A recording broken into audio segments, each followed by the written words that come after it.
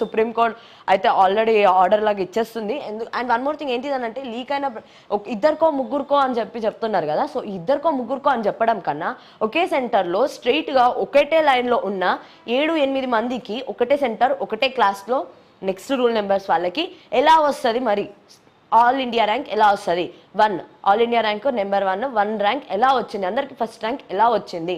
ఒకటే రూమ్లో ఒకటే సెంటర్లో కూర్చున్న వాళ్ళకి అందరికి వరుసగా ఎలా వస్తాయి? సో అది ఒకళ్ళకి ఇద్దరికి ముగ్గురికి అనేది ఇక్కడ ప్రాబ్లం కాదు, అది ఒకళ్ళకి ఇద్దరికి ముగ్గురికి అనేది కానే కాదు. అండ్ ఇందులోనూ కూడా నార్మలైజేషన్ అని అన్నారు. మరి ఇది ఈవెన్లో రావాలా ఆడ్లో రావాలా? ఒకవేళ ర్యాంకులు వస్తాయి ఈవెన్లో వస్తాయా ఆడ్లో వస్తాయా? ఇది గుర్తుపెట్టుకోవాల్సిన విషయం అనమాట. ఎందుకనంటే కొన్ని ఏమో ఆడ్లో ఉన్నాయి, కొన్ని ఏమో ఈవెన్లో ఉన్నాయి. ఒకటి ర్యాంక్ వైజ్గా వచ్చి నార్మలైజేషన్ చేస్తే ఆడ్లోనే ఉండాలి లేకపోతే ఈవెన్లోనే ఉండాలని కొన్ని పర్టికులర్ రూల్స్ ఉన్నాయి ఇందులో. సో అదైతే మనకు అనిపించింది. ఈ 2-3 వాళ్ళ వ్యక్తుల వల్ల ఎగ్జామ్ క్యాన్సిల్ చేయాలి అని అంటే 2-3 వల్ల కాదు సార్, చాలామంది ఉన్నారు. సో ఫస్ట్ మీరు తెలుసుకోవాల్సింది ఏంటి, లీక్ అయిన ప్రశ్నపత్రం ఎంతమందికి చేరిందో ఫస్ట్ అది క్వశ్చన్. ఎంతమందికి చేరింది అనే రీసెర్చ్ చేసిన తర్వాత 2-3 కాదు చాలామందే ఉంటారు, మేబీ ఉండొచ్చు కూడా, రఫ్గా ఒక 100 మెంబర్స్ కూడా ఉండొచ్చు, చెప్పలేం. సో ఇదన్నమాట ఇక్కడ సిచ్యువేషన్ ఏంటిది అని అంటే ఆ తర్వాత లీక్ పరిస్థితిని బట్టి పరీక్ష రద్దుపై నిర్ణయం. ఎంతమందికి లీక్ అయిందో ఒకళ్ళకి ఇద్దరికో ముగ్గురికో లీక్ అయి ఉంటే మేమైతే రద్దు చెయ్యం, కానీ ఒకవేళ అది థౌజండ్స్లలో ఉంటే అప్పుడు క్యాన్సిల్ చేసే అవకాశం ఉంది అని చెప్పి అయితే సుప్రీంకోర్టు అయితే ఒక స్టేట్మెంట్ ఇస్తుంది. అన్ని విషయాలు పరిశీలించినాకే తీర్పు సుప్రీంకోర్టు. సో ఏంటిదని అంటే ఏవైనా సరే పాయింట్స్, ఏం పాయింట్, ఒకటి లీక్ అయిందా, ఎంతమందికి లీక్ అయింది, ఒకవేళ లీక్ అయి ఉంటే. ఇంకొకటి ఏంటిది అని అంటే 2-3-4 మెంబర్స్కి లీక్ అయి ఉంటే మాత్రం మేము క్యాన్సిల్ చెయ్యము అని చెప్పి వాళ్ళే చెప్తున్నారు. అండ్ ఎంతమందికి లీక్ అయిన దాన్ని బట్టి మేము క్యాన్సిల్ చేయాలా వద్దా అనేది తర్వాత మేము డెసిజన్ తీసుకుంటామని కూడా ఇక్కడ సుప్రీంకోర్టు అయితే ఆర్డర్ ఇచ్చింది. అండ్ ఇది ఏంటిది అని అంటే సిబిఐ ఎవరైతే ఉన్నారో సిబిఐ వాళ్ళకి ఆదేశాలు ఇచ్చింది, ఇంకా దర్యాప్తు చేయండి, కేసుని దర్యాప్తు చేయండి, ఎవరెవరు ఉన్నారు ఏంటి దీని వెనకాల ఎంతమంది ఉన్నారు అనేది చెక్ చేసుకోండి అని చెప్పి మాత్రం వాళ్ళు చెప్తున్నారు. తర్వాత తదుపరి విచారణ 11కి వాయిదా వేశారు. నెక్స్ట్ 11th ఏదైతే ఉందో జూలై 11కి మళ్ళీ ఈ వాయిదా అనేది. తర్వాత నెలసరి సెలవులు మంచి నిర్ణయమే, దానివల్ల మహిళా ఉద్యోగ అవకాశం తగ్గే ఛాన్సెస్, రాష్ట్ర ప్రభుత్వాల్లో కేంద్ర చర్చలు జరపాలి.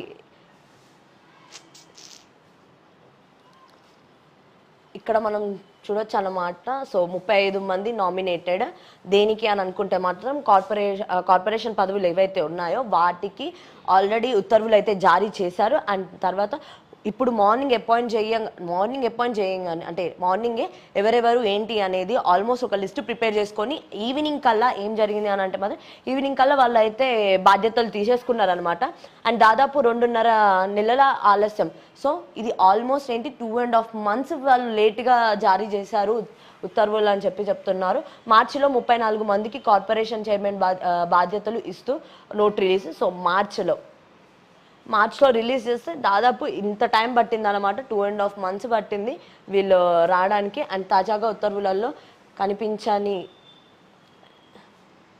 జిహెచ్ జగదీశ్వరరావు అండ్ శారద పేర్లు, ఇందులో అయితే ప్రీవియస్గా ఉన్న ఏదైతే లిస్ట్ ఉందో ఆ లిస్ట్లో వాళ్ళ పేర్లు ఉన్నాయి, కానీ ఇప్పుడు ఈ లిస్ట్లో అయితే వీళ్ళ పేరు లేదని చెప్పి అయితే అంటున్నారు. త్వరలో మరికొంతమందిని 15 నుంచి 20 మందిని తీసుకుంటాము, అంటే ఈ పోస్ట్లో భర్తీ చేస్తామని చెప్పి కూడా వాళ్ళే చెప్తున్నారు. అన్ని స్టేట్ ర్యాంక్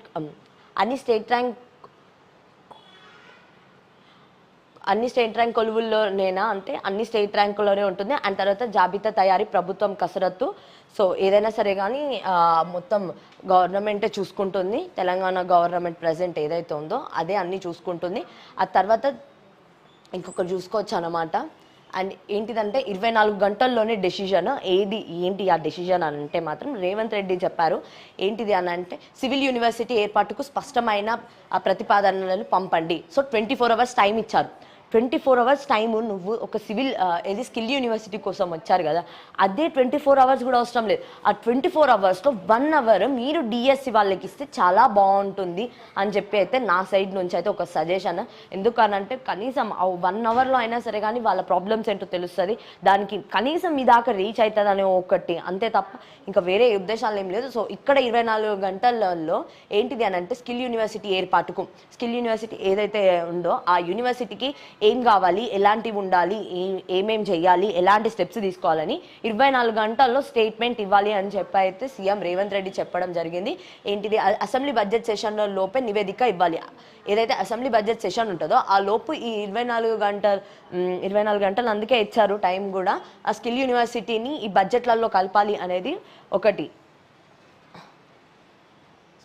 ఐఏఎస్బి నిర్వహణ తరహాలో బోర్డు ఏర్పాటు. సో ఏంటిది, ఆ బోర్డును అనేది చాలా స్టాండర్డ్గా, అంటే స్టాండర్డ్గా వాళ్ళు ఏంటిదంటే నిర్వహణ లైక్ ఎస్టాబ్లిష్ చేయాలి అని అనుకుంటున్నారు. అండ్ తర్వాత గచ్చిబౌలి ఇంజనీరింగ్ సాఫ్ట్ కాలేజ్ ఆవరణలో ఎక్కడ అని అంటే మాత్రం గచ్చిబౌలి ఇంజనీరింగ్ కాలేజ్ దగ్గర వీళ్ళు ఇది చేయబోతున్నారు. అండ్ సిలబస్ ఏంటిది, కోర్స్ ఏంటిది, ఎలా ఉండబోతుంది, ఎలా ఉండాలి, ఎక్కడి నుంచి స్టార్ట్ చేయాలి, ఎలా స్టార్ట్ చేయాలి, ఇవన్నీ కూడా ఇక్కడ ఏదైతే ఉంటుందో ఆ ప్రణాళికలో రాయాలి అని చెప్పి ఆయన చెప్పారు. అండ్ తర్వాత ఆర్థికపరమైన ఏంటిది అని అంటే ఎట్లాంటి ఎకనామికల్ ప్రాబ్లమ్స్ లేకుండా మరి చూసుకోవాలని చెప్పి కూడా ఆయన ఒక సైడ్ నుంచి చెప్తున్నారు. ఇది అన్నమాట అది ముఖ్యమంత్రి యనుమల రేవంత్ రెడ్డి ఈ పాయింట్స్ అన్ని చెప్పింది కూడా ఆయననే. ఇప్పుడు నేను చదివిన పాయింట్స్ ఏంటిది అని అంటే 24 hours టైం ఇస్తున్నా, అసెంబ్లీ బడ్జెట్ లోపల నాకు ఇది అసెంబ్లీ బడ్జెట్లో నేను ఇంక్లూడ్ చేయాలి అని చెప్పి ఆయననే చెప్పారు. సో ఏంటిది, ఎలా ఉండాలి, ఇంత స్టాండర్డ్గా ఉండాలి అనేది కూడా మొత్తం ఆయననే చెప్పుకొచ్చారు. అండ్ తర్వాత నెక్స్ట్ ఏంటిదని అంటే సంక్షేమానికి చిరునామా వైఎస్ఆర్. మెట్రో రైలు చూడగానే ఆయనే గుర్తుకొస్తున్నారు. రాహుల్ను ప్రధానిని చేయడమే వైఎస్ కళ. గాంధీ భవన్లో సీఎం రేవంత్ రెడ్డి. ఇది ఏంటిది అని అంటే మాత్రం ఎవరు మన సీఎం ఎవరైతే ఉన్నారో రేవంత్ రెడ్డి గారు ఇది చెప్పడం జరిగింది. ఏంటిదని అంటే ఆయన నిన్న వైఎస్ఆర్ది 75వ జయంతి జరగడం వల్ల అక్కడ ఆయన పాల్గొని ఆయన గొప్పతనం గురించి అయితే ఆయన చెప్పుకున్నారు. వైఎస్ఆర్ గురించి వైఎస్ఆర్ అంటే మెట్రో రైల్స్ చూడగానే ఆయన కూడా ఆయననే గుర్తుకొస్తున్నారు అని చెప్పి ఆయన జరగడం.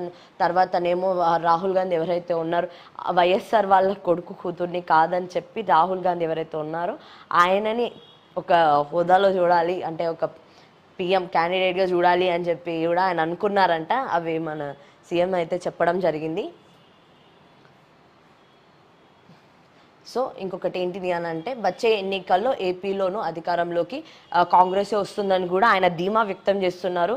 అది కూడా ఆ ధీమా ఏంటో తెలియట్లేదు, కానీ ఆయన ఒక్కటే చెప్పారు. ఏంటిది అని అంటే వచ్చే ఎన్నికల్లో ఏపీలో అధికారం మాదే అని చెప్పి కూడా కాంగ్రెస్ వాళ్ళు చెప్పడం జరిగింది. అందులోనూ బీజేపీ అంటే ఇది కూడా వాళ్ళే చెప్పారు. బీజేపీ అంటే బాబు, జగన్, పవన్.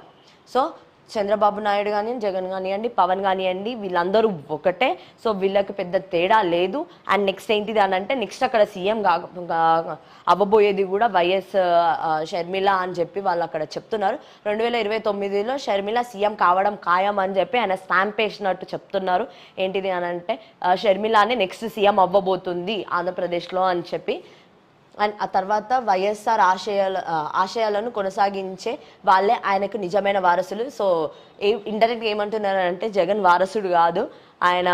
ఏంటిది, ఆయన ఎవరైతే వైఎస్ఆర్ రాజశేఖర రెడ్డి ఎవరైతే ఉన్నారో ఆయన ఆశలు ఏవైతే ఉన్నాయో వాటిని తీసుకొచ్చి ఇంకా ఫాలో అయ్యి వాటిని అన్నింటినీ గుర్తుపెట్టుకొని మర్చిపోకుండా చేసే వాళ్ళే వారసులు అని చెప్పి ఆయన ఒక స్టేట్మెంట్ ఇచ్చింది కదా. ఆ స్టేట్మెంట్ ఎవరు ఫాలో అవుతున్నారంటే జగన్ ఫాలో అవ్వట్లేదు, షర్మిల ఫాలో అవుతుంది. కాబట్టి షర్మిలనే ఆయనకి నిజమైన వారసురాలని చెప్పి ఇక్కడ చెప్తున్నారు.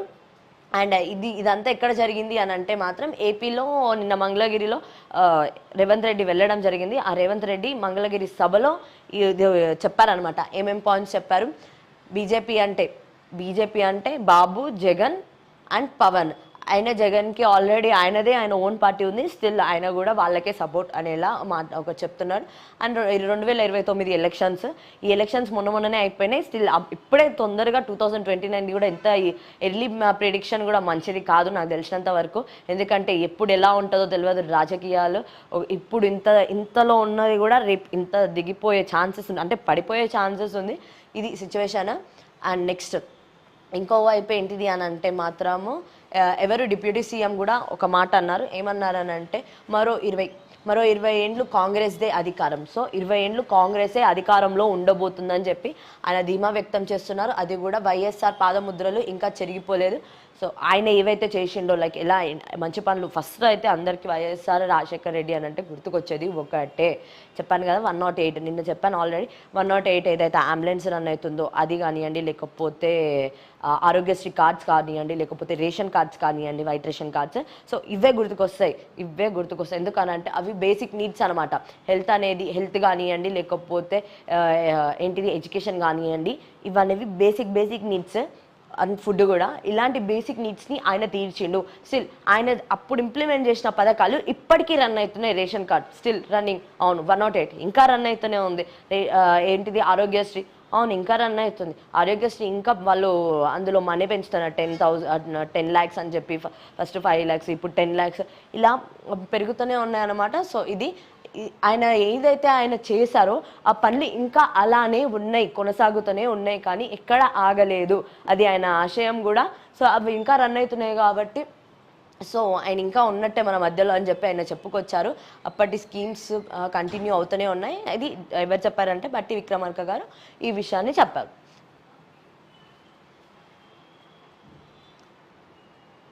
So Hyderabad to Machilipatnam port అనమాట.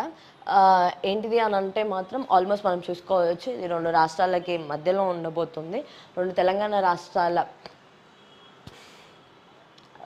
ఏవైతే క్యాపిటల్స్ను కలుపుతూ ప్రస్తుతం ఉన్న 6 లైన్ల జాతీయ రహదారిని 8 లైన్లుగా గ్రీన్ సిగ్నల్ నేషనల్ హైవేగా మార్చేందుకు ఏపీ తెలంగాణ సీఎంలు ఏకాభిప్రాయానికి వచ్చారు. సో ఎవరైతే ఉన్నారో మొన్న ఆల్రెడీ వాళ్ళు భేటీ అయ్యారు. భేటీ అయిన తర్వాత అక్కడ నుంచి ఇక్కడికి ఒకటే లైన్లో మనం వేసుకుందాము, మంచిగా కోఆర్డినేట్ చేసుకుందాం అని చెప్పి వాళ్ళు మాట్లాడుకోవడం జరిగింది. మాట్లాడుకొని ఒక హైవేని చేద్దాం అనుకుంటున్నారు. ఆల్రెడీ 6 ఉన్నాయి. 6 ఉన్న దాన్ని ఇప్పుడు ప్రజెంట్ 8 చేయాలి అండ్ అది నేషనల్ హైవే చేయాలని చెప్పి వీళ్ళైతే అనుకుంటున్నారు. ప్రజల రాకపోకలకు మాత్రమే కాకుండా సరుకు రవాణాలకు సైతం ఈ ప్రతిపాదన ఎంతో దోహదపడుతుందని వారి అభిప్రాయం. సో ఇదేంటిది అని అంటే అక్కడ నుంచి ఇక్కడికి రావడం ఈజీగా ఉంటుంది. ఒకటి ట్రాన్స్పోర్టేషన్, అది పబ్లిక్ ట్రాన్స్పోర్టేషన్ కానివ్వండి, లేకపోతే గూడ్స్ ట్రాన్స్పోర్టేషన్ కానివ్వండి, ఇది చాలా ఈజీగా ఉంటుందని చెప్పి అయితే వాళ్ళు చెప్పడం జరిగింది. ఏపీ రాజధాని అమరావతికి 8 లైన్ల గ్రీన్ సిగ్నల్ నేషనల్ హైవే నిర్మాణము. సో ఈ నేషనల్ హైవే నిర్మాణం కూడా ఖచ్చితంగా జరుగుతుంది. గ్రీన్ సిగ్నల్ ఇచ్చారని చెప్తున్నారు. అని 2 రాష్ట్రాల క్యాపిటల్స్ మధ్య రోడ్ కన్వీనియంట్. సో ఏంటిది అని అంటే 2 రాష్ట్రాల క్యాపిటల్స్కి మధ్యలో ఒక రోడ్ వేసేసి ఆ రోడ్డు ఏంటి అని అంటే వాళ్ళకి కానివ్వండి మనకు కానివ్వండి చాలా అంటే చాలా కన్వీనియంట్గా ఉంటుందని చెప్పి వాళ్ళు చెప్తున్నారు. అండ్ తెలంగాణ డ్రైపోర్ట్ నుంచి సరుకు రవాణా, ఇక్కడ తెలంగాణ నుంచి కూడా మనము సరుకు అటు నుంచి ఇటు తెచ్చుకోవచ్చు, ఇటు నుంచి అటు తెచ్చుకోవచ్చు అని చెప్తున్నారు. 2 రాష్ట్రాల సీఎం భేటీతో ఏకాభిప్రాయం. ఇద్దరు ఒకటే మాట మీద నిలబడి మాకు ఓకే అని చెప్పి కూడా వాళ్ళు మాట్లాడుకున్నారు. అయిపోయింది. త్వరలో కేంద్రానికి జాయింట్ ప్రతిపాదన. సో ఇద్దరు కలిసి కేంద్రానికి వాళ్ళైతే ఒక ప్రతిపాదన పెట్టబోతున్నారు. మాకు అక్కడ నుంచి ఇక్కడికి ఒక నేషనల్ హైవే కావాలి అని చెప్పి అయితే వాళ్ళు పెట్టబోతున్నారు అనమాట ఒక లెటర్. రాజకీయాలు ఎన్నికల వరకే.